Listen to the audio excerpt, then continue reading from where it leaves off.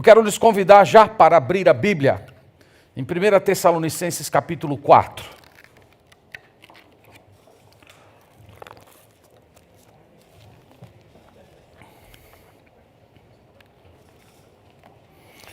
Primeira Tessalonicenses capítulo 4.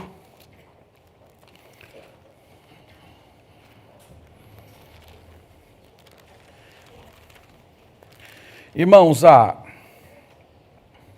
nós vamos ler do verso 1 ao verso 8. No entanto, a nossa meditação, de fato, será no verso 3, tá? Mas nós vamos ler do verso 1 ao 8, apenas para os irmãos se darem a contextualização do capítulo. Então nós lemos o seguinte, 1 Tessalonicenses 4, verso 1 ao 8. Finalmente, irmãos, nós vos rogamos e exortamos no Senhor Jesus que, como de nós recebestes, quanto à maneira por que deveis viver e agradar a Deus, e efetivamente estáis fazendo, continueis progredindo cada vez mais, porque estáis inteirados de quantas instruções vos demos da parte do Senhor Jesus. Pois esta é a vontade de Deus, a vossa santificação, que vos abstenhais da prostituição, que cada um de vós saiba possuir o próprio corpo em santificação e honra, não com o desejo de lascívia, como gentios que não conhecem a Deus, e que, nesta matéria, ninguém ofenda nem defraude a seu irmão, porque o Senhor, contra todas essas coisas, como antes vos avisamos e testificamos claramente, é o vingador. Porquanto Deus não nos chamou para a impureza, e sim para a santificação. Dessarte, quem rejeita estas coisas e não rejeita o homem, quem rejeita estas coisas não rejeita o homem, e sim a Deus, que também vos dá o seu Espírito Santo. Amém. Amém. Meus irmãos, nós vivemos em uma cultura sexualizada. Os pecados sexuais não são apenas tolerados, eles são defendidos, promovidos e até mesmo comercializados. Desde a pasta de dente até a foto da seleção da Copa do Mundo. Desde a década de 70, com a chamada Revolução Sexual, a libertinagem sexual se tornou o novo Deus do Ocidente. A realização sexual se tornou o elemento mais importante da vida humana. A prova disso é que muitas pessoas não têm qualquer pudor em assassinar o principal fruto da relação sexual, o bebê, em troca de uma suposta liberdade sexual. Um dos efeitos da revolução sexual é a animalização do sexo. Aquela sexualidade pura, santa, criada pelo Senhor, deu lugar a um tipo de impulso amoral, como se a sexualidade fosse uma simples função do corpo, tal como dormir, beber e se alimentar. Segundo essa percepção, os instintos sexuais, se não forem satisfeitos devidamente, a pessoa será tomada de todo tipo de psicose e neurose. Então, os conselhos dos sacerdotes dessa nova religião é que as pessoas devem jogar fora todas as suas inibições, saírem do armário e satisfazerem todas as paixões para serem pessoas saudáveis, estáveis e felizes. Agora, deixe-me lhes perguntar, já houve uma sociedade assim na história humana? Então, é só no século XXI que apareceu esse tipo de libertinagem? A resposta, irmãos, é que já houve sim uma sociedade igual, talvez até pior do que a nossa. A sociedade greco-romana, onde os tempos do Novo Testamento estavam situados, também experimentou uma forma de revolução sexual que incluía pedofilia, homossexualidade, travestismo, zoofilia e até a prostituição cultural. Nessa época, epidemias venéreas eram muito comuns. Aliás, sobre isso, só um parêntese, eu li essa semana que no ano de 2021, havia 38,4 milhões de pessoas infectadas com HIV no mundo.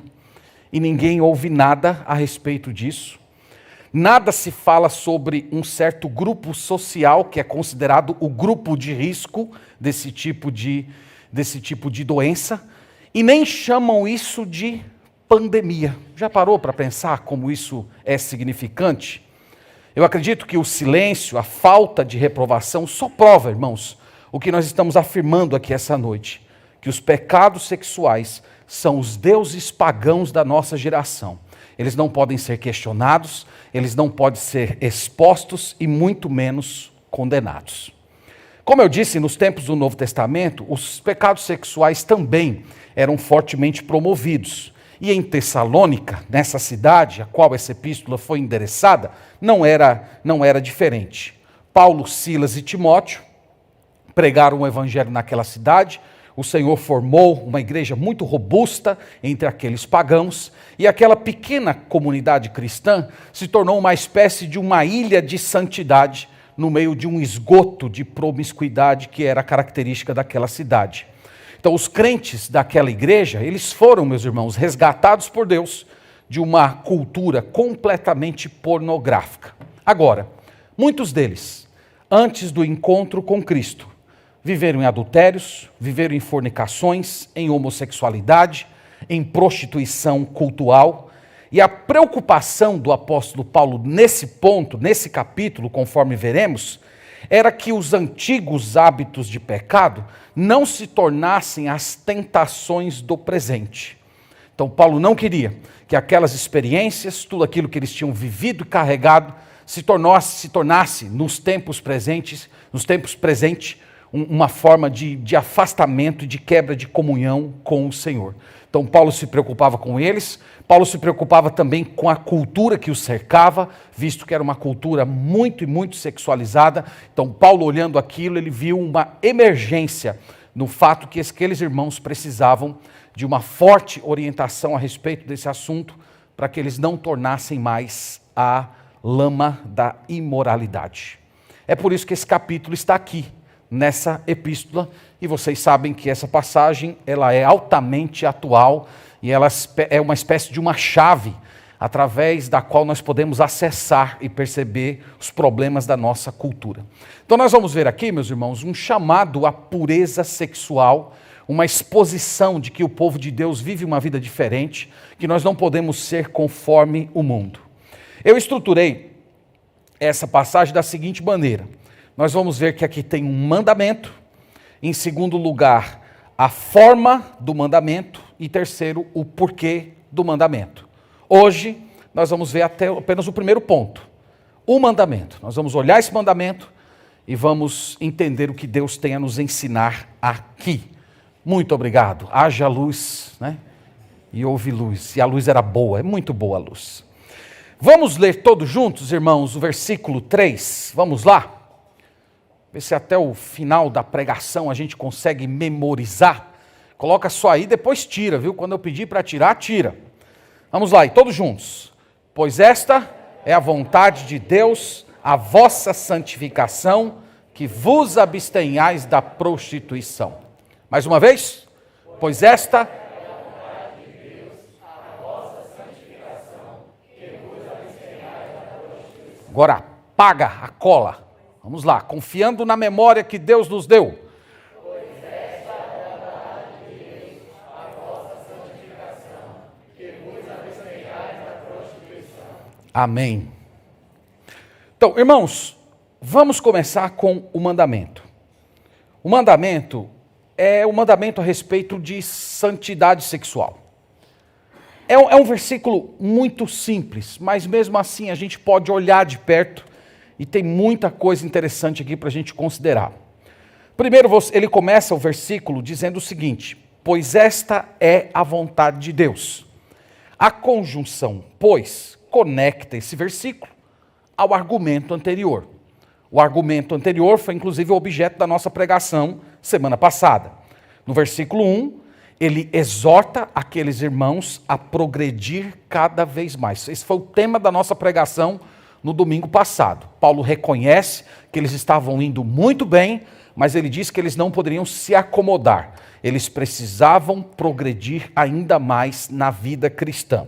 E no versículo 2, ele fala que entregou àqueles irmãos instruções da parte do Senhor Jesus. Então, tem duas informações que estão ligadas a essa partícula pois. Primeiro, uma palavra de estímulo para que eles continuem progredindo. E segundo, o fato de que eles receberam mandamentos da parte do Senhor Jesus. Então, esse assunto é sobre progredir na fé, é sobre crescimento espiritual, é um tema também que diz respeito à moralidade que o Senhor Jesus requer do seu povo. Então, ele diz, pois esta é a vontade de Deus. Quando ele diz que é a vontade de Deus, ele está afirmando que não se trata de um conselho, não se trata de uma sugestão.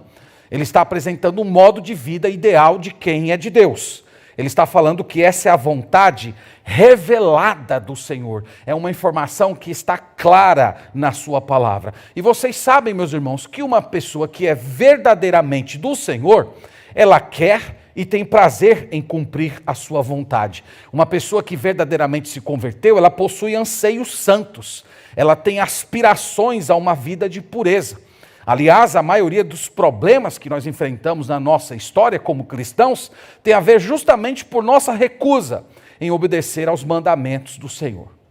Vocês sabem que a vontade de Deus é um tema muito importante na Bíblia. A Escritura, por exemplo, diz que é a vontade de Deus que você seja salvo. Isso está lá em Tiago, capítulo 1, versículo 18, que ele diz que pela sua vontade ele nos gerou pela palavra da verdade. A Bíblia diz também que é a vontade de Deus que você se sacrifique. Romanos capítulo 12, verso 1 e 2, ele diz isso, que a vontade de Deus é boa, agradável e perfeita, e que se expressa justamente nesse sacrifício espiritual que realizamos durante o culto. A Bíblia também diz que é a vontade de Deus que você seja cheio do Espírito Santo. Efésios capítulo 5, verso 17 e 18 fala isso, que você não pode ser insensato, que você deve conhecer a vontade de Deus e ser cheio do Espírito Santo. 1 Pedro capítulo 2, verso 11 a 13, diz que você deve conhecer, que é a vontade de Deus que você se submeta às autoridades que foram constituídas por ele. 1 Pedro 3,17 diz que é a vontade de Deus que você sofra pelo Evangelho. 1 João 5,14 diz que é a vontade de Deus que você ore de acordo com os mandamentos dele. Eu estou citando esses versículos só para dizer para vocês que esse assunto, a vontade de Deus, é um assunto muito importante na Bíblia. É comum as pessoas de vez em quando procurarem o pastor indagando a respeito da vontade de Deus. Essas pessoas estão diante de uma decisão importante na vida, uma decisão às vezes difícil, e naturalmente aparece aquela dúvida: qual é a vontade de Deus? O que é que eu faço, pastor? Eu vou, não vou? Eu sigo, eu não sigo? Eu digo sim, eu não digo não? E normalmente as pessoas vêm esperando, que a gente acesse lá as mansões celestiais, saque a resposta e entregue para as pessoas de uma vez por todas, para que elas fiquem felizes e façam o correto. A grande verdade, irmãos, é que se você é uma pessoa que vive em obediência à vontade revelada na palavra, o Espírito Santo vai lhe dar capacidade de discernir a vontade pessoal. Você entendeu essa dinâmica? Se você está obedecendo a palavra de Deus, se toda a vontade de Deus que está revelada aqui, você tem se dedicado a cumpri-la, quando chegar a hora de você discernir a vontade de Deus para algum aspecto pessoal da sua história, com quem você vai se casar, onde você vai trabalhar, o que você vai fazer da sua vida, para onde você vai, Deus simplesmente vai te dar toda a luz que você precisa para tomar a decisão de acordo com a vontade dele. Agora, não tem caminho fácil, não tem atalho. Você precisa ter comunhão com Cristo, você precisa andar com ele, você precisa estar sintonizado com a palavra dele. E então o Espírito Santo vai te dar o discernimento e você não vai ter dificuldade alguma em compreender o que o Senhor quer de você. O oposto é verdadeiro. Quem não obedece à vontade revelada sempre terá a mente tomada por trevas, sempre será incapaz de discernir o que o Senhor quer.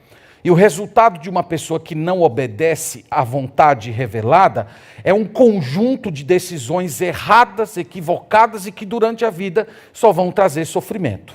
Então é por isso que eu estou salientando esse ponto, para dizer para vocês, a vontade de Deus é um tema importante na Bíblia, e se você quer ser direcionado para o Senhor, para aquelas questões importantes, aquela vontade oculta pessoal, se comprometa com a vontade revelada, que você não vai ter problema algum.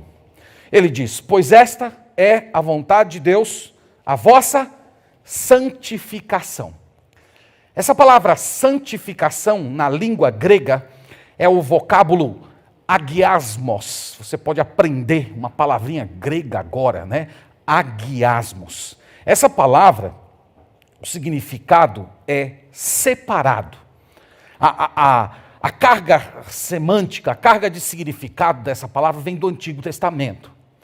No Antigo Testamento, alguns objetos, como talheres, vasilhas, luminárias, eram separadas, retiradas do seu uso comum para serem utilizadas exclusivamente no tabernáculo e futuramente no templo. Então, a partir do momento que você pegava, por exemplo, uma lâmpada e você deixava de usar na sua utilização comum e separava para utilizar exclusivamente na adoração do Senhor, naquele momento aquela lâmpada se tornava santificada, ela se tornava consagrada, separada exclusivamente para o serviço de Deus. Então, essa ideia de objetos consagrados é transposta para falar de como deve ser o caráter do povo de Deus. Nós devemos ter um caráter marcado pela separação. Nós somos separados do pecado, nós somos separados de tudo aquilo que é comum nesse mundo, nós consagramos a nossa vida inteiramente para o Senhor, para agradá-lo, para servi-lo e amá-lo. Então essa é a vontade de Deus. O que Paulo está falando aqui, irmãos, é de um processo por meio do qual nós renunciamos o pecado todos os dias e orientamos a nossa mente para o Senhor, para as coisas do Senhor, para aquela pureza que Ele requer do seu povo. Paulo já havia falado desse assunto anteriormente. Se você olhar comigo no capítulo 3, versículo 13, você vai ver que ele fala a respeito desse assunto na forma de uma oração. Ele disse o seguinte, a fim de que seja o vosso coração confirmado em santidade, isento de culpa, na presença de nosso Deus e Pai, na vinda de nosso Senhor Jesus com todos os seus santos. Então ele está falando de você ser confirmado em santidade. Nós falamos que isso significa ser irrepreensível, completamente separado do pecado para o Senhor, de tudo aquilo que é mal, que é impuro, que é perverso, que é imundo, é carnal.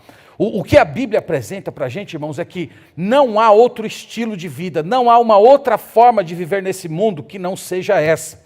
Lá em Romanos capítulo 6, verso 19, o apóstolo Paulo disse assim, que do mesmo jeito que no passado nós consagramos as partes do nosso corpo para o pecado, agora nós somos chamados, como remidos que fomos, a consagrar essas mesmas partes do nosso corpo a Deus. Elas são retiradas do uso comum, do uso do pecado, e agora exclusivamente servem para os interesses de Deus. E Paulo diz, esta é a vontade de Deus. Esse é o anseio de Deus para a sua vida, essa é a história que Deus preparou para você viver. Então está muito claro, pois esta é a vontade de Deus, a vossa santificação. Essa é a primeira informação que nós temos no versículo. A segunda é um aspecto da santificação. Eu estou falando do aspecto, irmãos, porque a santificação é como se fosse um leque. Ela é uma só. Mas quando você abre, tem diversas dimensões.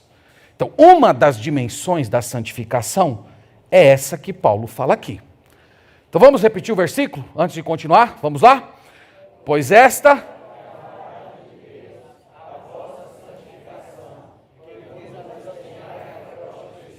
Muito bem. Um dos aspectos, um dos elementos da santificação, não o único, é a abstenção da prostituição. Do que ele está falando aqui, irmãos? Ele está falando simplesmente o seguinte: fiquem longe de todo tipo de pecado sexual. Eu falei para vocês que toda forma de vício sexual era comum nessa cidade. E os crentes estavam expostos a isso. E as igrejas da antiguidade não eram diferentes das igrejas de hoje.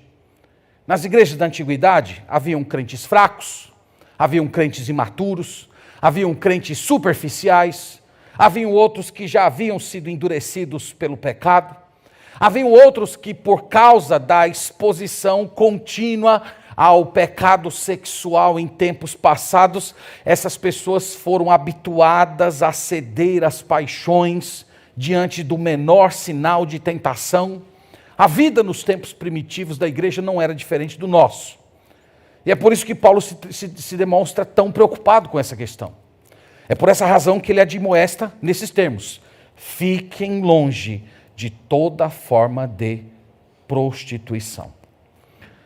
Ele usa aqui, irmãos, o verbo abster, para dizer que vos abstenhais. O que significa esse verbo? Esse verbo é muito importante no versículo. Ele significa abstinência completa. Então, aqui ele não está falando só do ato. Ele está falando de tudo que permeia, tudo que está envolto nele. Ele está falando das palavras, dos pensamentos, das maquinações, das situações. Então ele não está se referindo ao ato puro e simples. Ele está falando de tudo aquilo que está em torno desse pecado. Então é abstinência total. É uma abstinência que não cabe exceções. As pessoas hoje criam exceções. Ah, porque nós nos amamos. Ah, porque nós já somos noivos. Ah, porque nós vamos nos casar em breve. Ah, é porque eu sou uma pessoa muito carente e ando me sentindo sozinho, precisando de afeto. E se eu não tiver algum tipo de afeto, eu vou me tornar uma pessoa depressiva, doente. Não cabe nenhum tipo aqui, irmãos, de escapatória. É abstenção completa. Lembre-se que esse mandamento é um mandamento que vem do Senhor Jesus, que vem na autoridade do Senhor Jesus. Ele disse isso no verso 12: porque estáis inteirados de quantas instruções vos demos da parte do Senhor Jesus. Então tudo que Paulo está falando aqui, ele está seguindo a ética do Senhor Jesus Cristo. Então pessoas que desobedecem esse mandamento, elas não estão se levantando apenas contra o apóstolo Paulo, mas estariam se levantando contra o próprio Cristo. Então ele diz: se abstenham, se afastam, não só do pecado em si, mas de tudo aquilo que está no entorno dele. A próxima palavra que temos aí no versículo é a palavra prostituição. Essa palavra prostituição eu já pronunciei algumas vezes aqui na igreja, uma palavra muito usada no Novo Testamento. É o termo grego porneia, de onde vem a palavra pornografia. Ela é uma palavra ampla no Novo Testamento. Às vezes essa palavra ela é utilizada para falar entre pecados sexuais de pessoas solteiras, é usada para falar de adultério, é usada para falar de pessoas que têm relações com pessoas do mesmo sexo. Tudo aquilo, irmãos, que não é um relacionamento monogâmico entre marido e mulher, é porneia na Bíblia. Então, tudo aquilo que foge do padrão instaurado por Deus, podemos dizer, é pornográfico aos olhos do Senhor. Nesse mandamento, não pensem que Deus está rebaixando a sexualidade. E eu estou ressaltando isso, irmãos, porque essa é uma acusação que faz parte, que a revolução sexual trouxe contra o cristianismo. O cristianismo rebaixou a sexualidade, o cristianismo diminuiu a sexualidade. Os cristãos eles têm uma visão muito pequena do sexo. É justamente o oposto. Deus não está rebaixando. Deus não está apequenando a sexualidade. Na verdade, Deus está protegendo a sexualidade. Deus está guardando a gente mesmo. O nosso Deus não é inimigo do prazer. O nosso Deus não é inimigo que os casais tenham felicidade conjugal. Inclusive, na língua hebraica, está lá em Gênesis 26, verso 8, na língua hebraica, uma das palavras para sexualidade é diversão. Então, é muito interessante isso, está lá em Gênesis 26, verso 8, o Isaac contou aquela mentira lá, dizendo que a esposa dele não era esposa, era irmã, vocês lembram da história?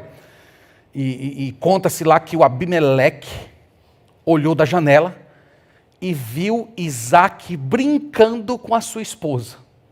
E a conclusão a qual ele chegou foi essa: eles não são irmãos coisa nenhuma não, eles são casados. Então dá para vocês entenderem aí, né, utilizando um pouquinho da sua imaginação, qual era a natureza da brincadeira que eles estavam fazendo. Aquela brincadeira que qualquer pessoa que visse concluiria que se tratava de marido e mulher. Então, irmãos, Deus não é inimigo do prazer. Na verdade, Deus está protegendo o prazer.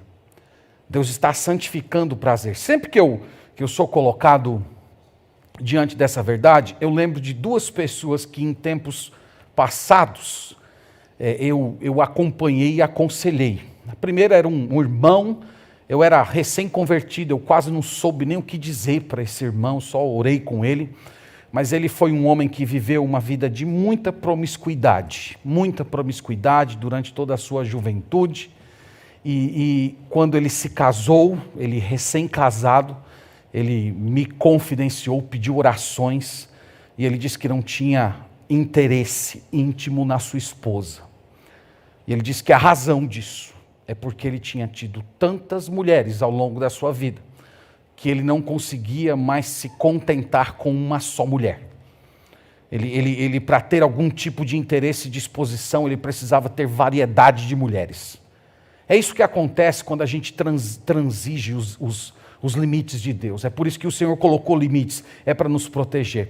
O segundo caso foi de um outro irmão, que ele, casado já com a sua esposa, ele confidenciou também que não tinha mais interesse em ter qualquer tipo de intimidade com ela, embora sua esposa fosse uma esposa jovem, fosse uma esposa bonita, uma esposa disposta para a intimidade, mas ele disse que já havia visto tanta pornografia na sua vida, ele já tinha tido tanto contato com esse tipo de material, que ele simplesmente olhava para a esposa dele e achava a esposa dele desinteressante. Esse, irmãos, é o efeito da porneia na nossa mente. Esse é o efeito da porneia nos nossos afetos. E é por isso que tem proibições aqui. As proibições de Deus não são para nos privar de prazer, mas na verdade é para proteger o melhor deles para nós. É para guardar o nosso coração. É para proteger os nossos afetos daquilo que é melhor. Então, quando Deus coloca esses limites aqui, na verdade Ele está protegendo o casamento, Ele está protegendo a família, Ele está protegendo a sociedade, a igreja, e Ele está protegendo também a nós como pessoas. E é por isso que a igreja chama, é por isso que Deus chama a igreja a se posicionar nessas questões, a tratar com absolutamente seriedade todo esse assunto, até mesmo se pronunciando, às vezes disciplinando pessoas que estão vivendo no pecado, em alguns casos até expulsando essas pessoas da comunidade, porque nós estamos lidando com um mandamento claro, é a vontade de Deus. E quando nós deixamos de obedecer à vontade de Deus, nós estamos pecando contra Ele. Então aqui nós temos a vontade de Deus, um compromisso de pureza com a vida, com a vida santa, que produz todo tipo de distanciamento de práticas imorais. Irmãos, essa é a exposição do texto. Como eu disse para vocês, eu volto o mesmo discurso da semana passada. Toda semana eu fico lutando, eu pego um versículo, eu digo, não, eu vou mais um versículo. Eu digo, não, mas aqui já tem carne suficiente para a gente mastigar a noite inteira. Eu quero então, irmãos, na verdade, parar por aqui, mas eu quero esticar um pouco mais esse ensino e trazer alguns desdobramentos dessa passagem. Então, em primeiro lugar, deixe-me dirigir a você. Você que é virgem, você que casou virgem, você que não tem contato com pornografia, que nunca se viu diante de todas essas formas grosseiras de promiscuidade que caracterizavam esse século e caracterizam também o nosso ponto. Eu tenho uma palavra para vocês diante do texto. É que a exposição à sexualidade pecaminosa, ela também ocorre de forma mais sutil. Ela não vem apenas dessa maneira como nós vemos escrachada, mas ela também chega de formas veladas. Você aí, por exemplo, que é da geração 200, ou que está perto da geração 200, né? 40, 50, 60, você deve se lembrar que um dos filmes românticos da década de 90, que marcou a vida de muitas jovens, e jovens também, era o filme Uma Linda Mulher, estrelado por Julia Roberts e por Richard Gere. Quem assistiu esse filme? Assistiram, né?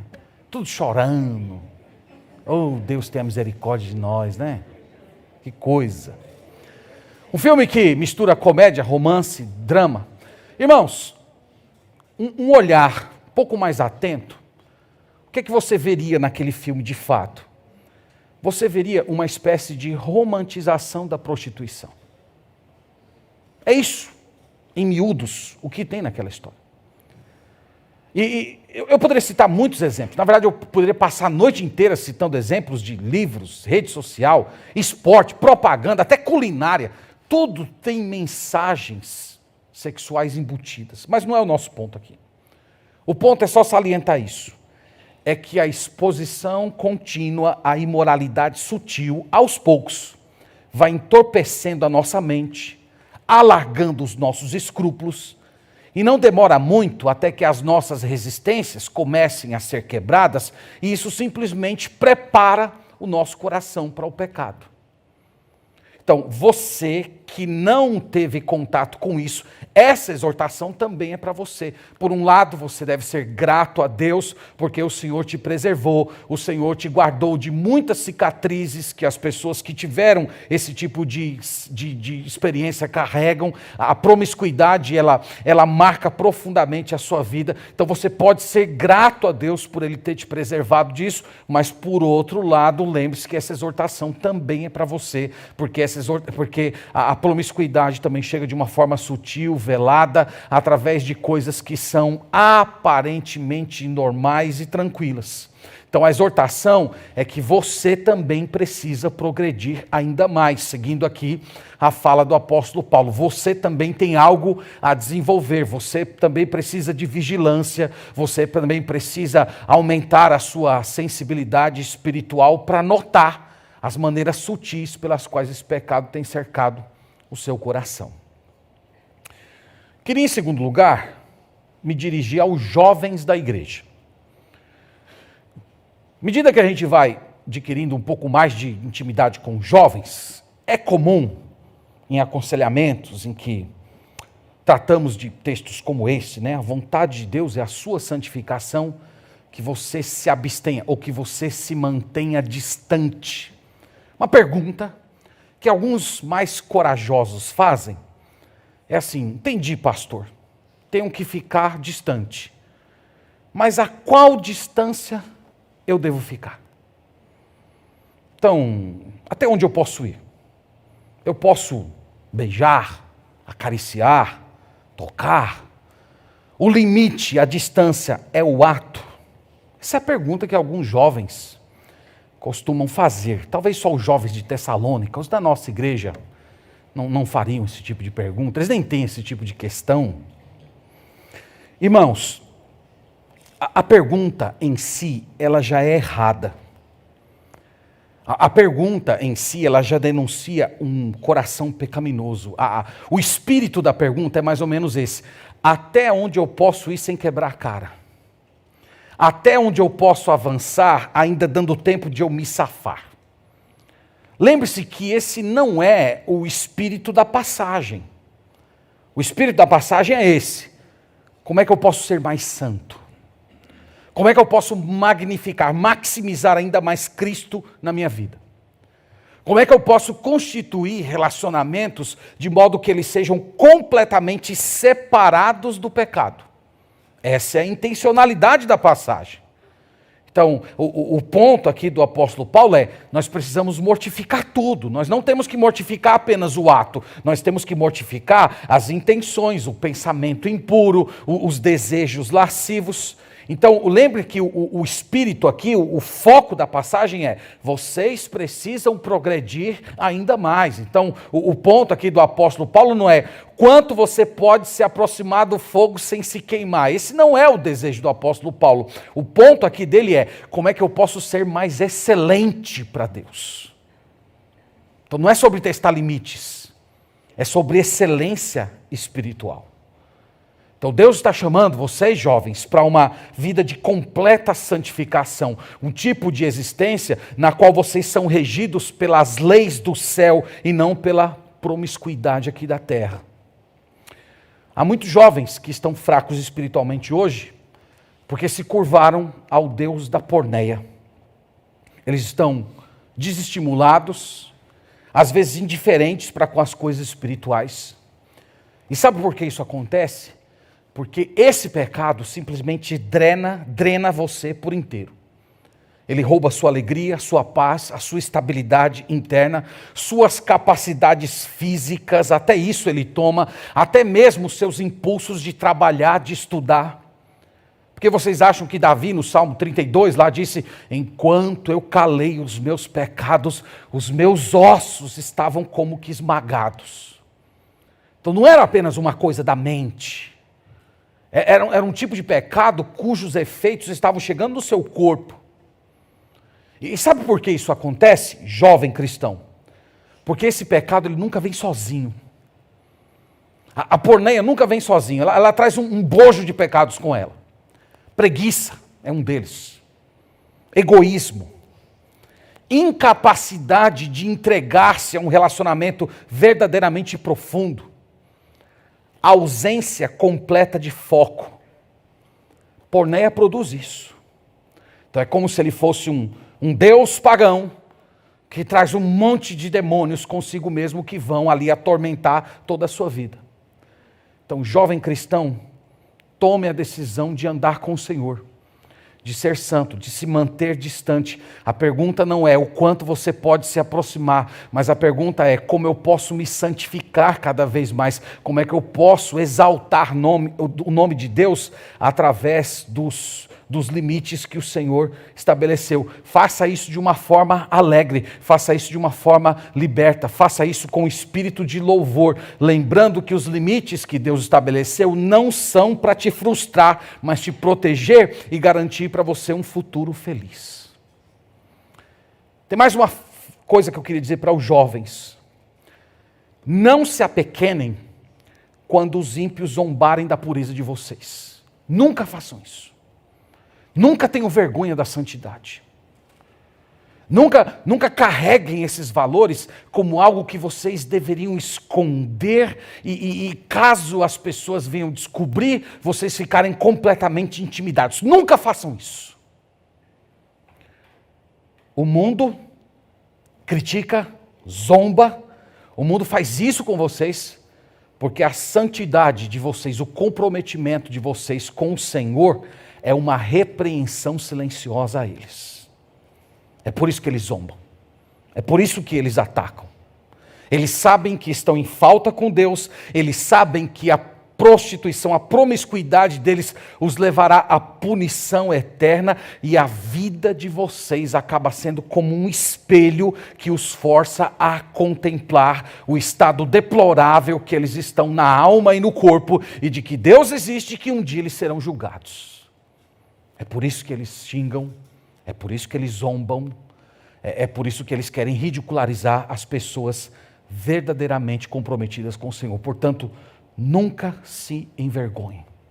Não tenham vergonha de ostentar essa santidade que o Espírito Santo lhes concede. Porque ela é uma coroa para vocês. Ela é uma bênção do Senhor para vocês. Agora, me dirigindo à igreja de uma forma geral, ficou muito claro, irmãos, por essa passagem, que Deus ordena e anseia que o seu povo seja um povo santo. Que nós sejamos separados de toda forma de promiscuidade. Toda. Não só o ato em si, mas os pensamentos, as palavras, as intenções, as piadas, os programas que nós assistimos. Nós temos que ser separados de tudo isso. Tem uma passagem, na verdade tem duas passagens que eu queria olhar para reforçar essa exortação. A primeira delas é Hebreus capítulo 13. Gostaria de convidar a igreja a ir até essa passagem. Hebreus capítulo 13.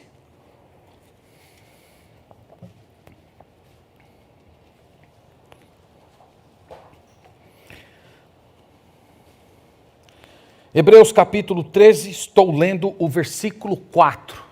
Acompanhem comigo a leitura da palavra do Senhor. Hebreus 13, verso 4, diz o seguinte: digno de honra entre todos seja o matrimônio, bem como o leito sem mácula, porque Deus julgará os impuros e os adúlteros.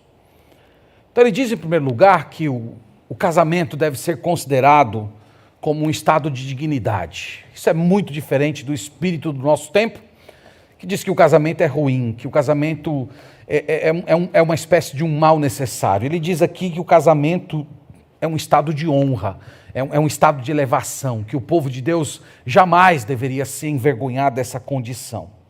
Mas ele diz que digno não é apenas o casamento. Ele diz que digno também é o leito sem mácula. E a expressão aqui, leito sem mácula, essa expressão leito, é a palavrinha grega koitos, de onde vem a palavra coito. Então, é o coito sem mácula. É a intimidade santa. É a intimidade pura, dentro dos limites que Deus estabeleceu. Então, é desejo do Senhor que o nosso leito, o nosso ato mais íntimo do casamento, seja tratado com absoluta santidade. Ele deve ser completamente separado do estilo do mundo. É isso que ele está dizendo aqui. E ele traz, embutido, no mesmo fôlego dessa exortação, de que nós não devemos profanar, macular o coito puro com a porneia. A porneia não deve entrar na nossa vida. Acompanhado dessa exortação vem uma promessa. A promessa é: Deus julgará os impuros e os adúlteros. Então Deus vai julgar. Deus vai julgar as pessoas casadas que estão traindo seu cônjuge. Deus vai julgar os pornógrafos. Deus vai julgar os solteiros que estão dormindo um com o outro. Deus vai julgar. Você pode escapar do olhar do seu cônjuge, você pode escapar do olhar da igreja, mas você não escapa daquele que tem os 7 olhos sobre essa terra. Você não escapa. Então Deus está vendo. Deus está vendo sua pornografia, Deus está vendo a sua imoralidade, Deus está sondando seu coração, vendo as suas intenções, e você vai prestar contas a Ele. E estar diante da presença dEle é pior do que qualquer outra experiência que você pudesse ter nesse mundo. Então Deus vai julgar. E eu oro para que você sinta o peso dessas palavras. Eu oro para que isso doa no seu coração, porque infelizmente há muitas pessoas que estão há tanto tempo expostas à promiscuidade que a repetição desse pecado simplesmente dessensibilizou a consciência, a tal ponto que as exortações, as advertências e até as ameaças de Deus não impactam mais a alma. Há muitas pessoas que estão assim. Mas está aqui. Deus quer que o coito seja santo. Homem e mulher dentro do ambiente do casamento. Esse é o limite que Deus estabeleceu. E tudo o que passa disso é profanação, é impureza. E Deus há de julgar. Irmãos, isso eu volto a dizer, isso aqui é para nos proteger. Isso aqui é para guardar a igreja. Isso aqui é para proteger a família. Isso aqui é para guardar a nação. Todas as civilizações, se você for estudar a história das grandes civilizações, elas têm um certo desenvolvimento. E quando elas chegam no pico da sua prosperidade, elas começam a ser tomadas pela imoralidade. Olha isso. Isso aconteceu com a Babilônia, aconteceu com o Egito Antigo, aconteceu com Grécia, com Roma. Está acontecendo agora com os Estados Unidos.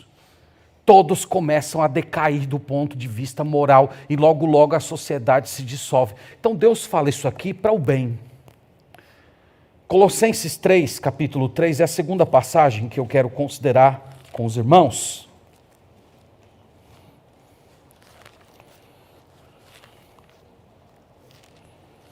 Colossenses capítulo 3, versículo 3. Uma passagem maravilhosa, irmãos, uma passagem muito linda. E ela serve para reforçar o que nós estamos falando aqui hoje.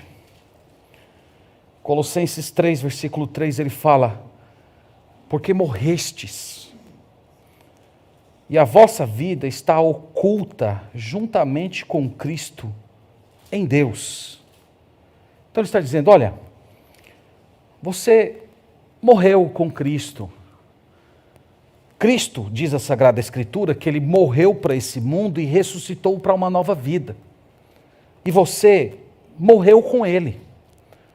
Quando você creu nele, você se tornou participante, você foi unido a ele de uma forma tão profunda que a morte dele se tornou a morte sua. E a ressurreição dele também se tornou essa ressurreição espiritual que faz de você uma nova pessoa. Então você é um discípulo de Jesus, você é um eleito de Deus, a sua vida está oculta em Cristo, você está indo para a sua glória. E essas palavras, irmãos, elas são colocadas para a gente para salientar o segundo ponto. O seguinte ponto é que uma vida de imoralidade, ela não comporta mais a realidade de quem está em Cristo. Então é como se nós tivéssemos que olhar para esses pecados e dizer a eles, eu morri para você. Morri para você. Eu ressuscitei. Eu sou uma nova pessoa. Eu fui colocado dentro de uma nova vida em Cristo. Então considere isso. Essas informações, elas são importantes para formar em você uma mentalidade do tipo de pessoa que Deus fez quando você creu nele.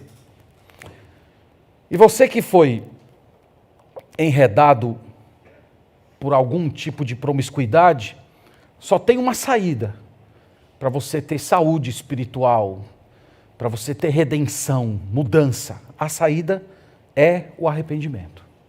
Esse é o caminho que Deus colocou para você. Um arrependimento profundo, um arrependimento verdadeiro, um arrependimento decidido, no qual você diz, Senhor, eu me humilho diante de Ti, eu confesso o meu pecado e de hoje em diante eu vou me afastar o máximo possível dele, eu vou evitar não só o pecado em si, mas tudo aquilo que está envolto nele. Então se eu estou pecando através de acesso de rede social, eu vou acabar com rede social, ou eu vou me restringir em rede social de tal maneira que eu não tenha mais nenhum tipo de oportunidade, sequer uma janelinha por meio da qual eu possa entrar nesse tipo de pecado. Então você precisa tomar essa decisão, abstinência completa. Às vezes os cristãos, eles estão empenhados em uma abstinência ao ato pecaminoso, mas não estão considerando tudo aquilo que está no entorno. Então se você não se rende ao ato em si, mas você está ali, sempre em torno do pecado, indo mais longe que você pode sem tocar nele, é como se essas pequenas concessões, elas fossem destravando o seu coração, passam por debaixo da porta da sua alma e destravam a porta até que os grandes pecados entram de uma vez por todas. Então você precisa tomar decisões firmes, decisões piedosas. Senhor, eu me arrependo e eu vou me afastar. Você pode também procurar ajuda. Muitas vezes esses pecados eles já causaram danos tão profundos na nossa alma que nós precisamos de pessoas com as quais nós podemos dividir e encontrar nessas pessoas palavras de conforto, de exortação. E você pode fazer isso na igreja do Senhor. Há muita gente madura, espiritual, experimentada na graça de Deus, e você pode conversar com essas pessoas solicitando ajuda. Nós, pastores daqui da igreja, também estamos à sua disposição.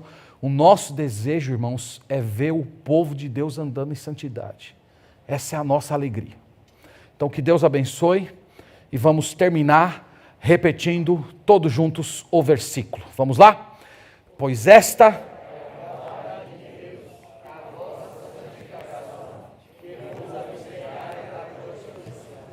Amém. Vamos orar. Obrigado, Senhor, por essa noite. o privilégio imenso de estar com esses irmãos e poder trazê-los o conselho do Senhor. Tu conheces, Pai, o nosso coração e o tempo que vivemos. A nossa alma, por vezes, é marcada por experiências de promiscuidade. E, além disso, temos o próprio mundo que nos estimula, que nos cerca, que nos seduz. Mas nós estamos aqui, Pai, hoje, para confessar a Ti os nossos pecados, para clamar pelo perdão e orar para que o Senhor nos conceda plenitude do Teu Espírito, para afirmarmos uma santidade comprometida com o completo afastamento de toda forma de prostituição, desde as suas formas mais grosseiras até as formas mais sutis. Nós oramos para que o Senhor nos dê força, discernimento espiritual e identifiquemos todas as formas pelas quais o pecado vem tentando capturar o nosso coração. Nós oramos para que os casamentos sejam preservados, para que as famílias sejam santificadas. Nós oramos para que o Senhor proteja a nossa sociedade da completa devassidão sexual que tem destruído povos ao longo da história. Nós oramos pela preservação da Tua igreja, para que a Tua igreja seja um refúgio de pessoas santas. Nós oramos pelos jovens, para que eles sejam guardados na pureza do Novo Testamento, para que eles constituam famílias santas, para que eles tenham alegria, Pai, que eles testemunhem diante dos incrédulos da vida de santidade a qual o Senhor tem produzido neles. E nós oramos por último, pelas pessoas que já caíram em pecado, pelas pessoas que estão na lona da promiscuidade, essas pessoas que não têm se arrependido. Nós oramos, Pai, para que hoje o Teu Espírito Santo desperte essas pessoas, que elas percebam o fato de que elas estão diante da possibilidade de serem julgadas por Ti, e que essa santa advertência mova os seus corações ao arrependimento, à transformação de vida e ao compromisso com uma vida santa. Nós pedimos tudo isso no nome do Teu Filho Jesus. Amém.